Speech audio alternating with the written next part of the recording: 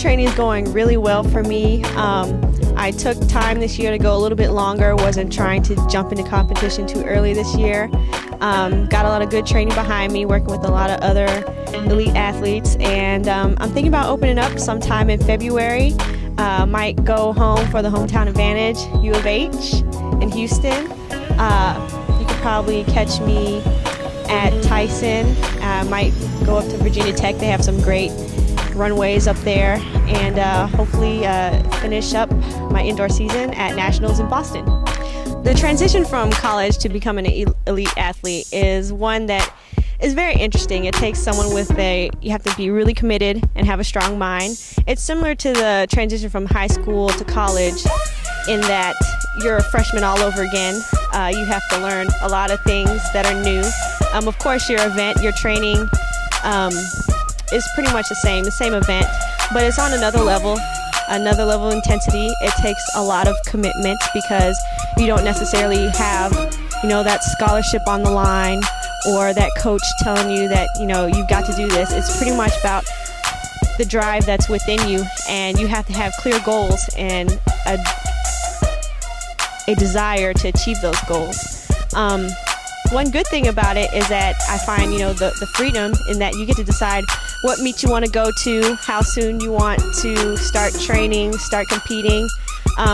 It's more about knowing your body as an athlete, knowing when you have to push yourself, when it's good to take off, and the balance between, instead of school and training, becomes work and training. That could be a little bit difficult, but that's when that determination has to come in.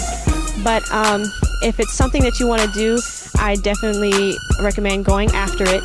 Just keep in mind that there's going to be hard times, but if you're willing to withstand those times, there's a great payoff. Triple jump is a unique event. I love it. Jumping is fun. Running is punishment. I'm just kidding. Triple jump is unique in that it takes a high level of technique and focus. Not that the other events don't, but in a race, for example, you have that explosion and go and it's over. In the field events, you have to be able to maintain your focus over a long period of time.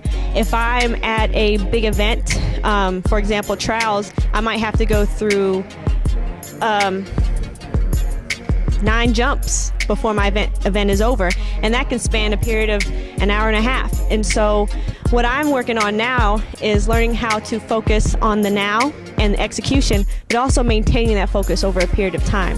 Especially when you get to a higher level and you start going to these bigger meets, you have a lot of distractions going on. I find myself in my first year out of school having to get used to the fact that, when you're at these meets and when you start making a name for yourself, you're going to be on the runway and you're going to have people calling out your name, talking about you over the PA system. You're going to be on videos. There's going to be cameras flashing in your face. And you really have to work on that mental toughness and maintaining that focus, looking down the runway and just seeing the pit, seeing your jump, and visualization. I have to always visualize my jump before I go so that I don't get distracted by other things that are going on. My coach told me once that 99% is not enough. And when you get on the runway, you have to make sure that you're ready before you get on the runway, because if you give anything less, then it's going to totally mess up your whole jump and you're totally going to be off, scratching, and that's just a waste of energy and waste of time. So focus is very important, and mental toughness as well.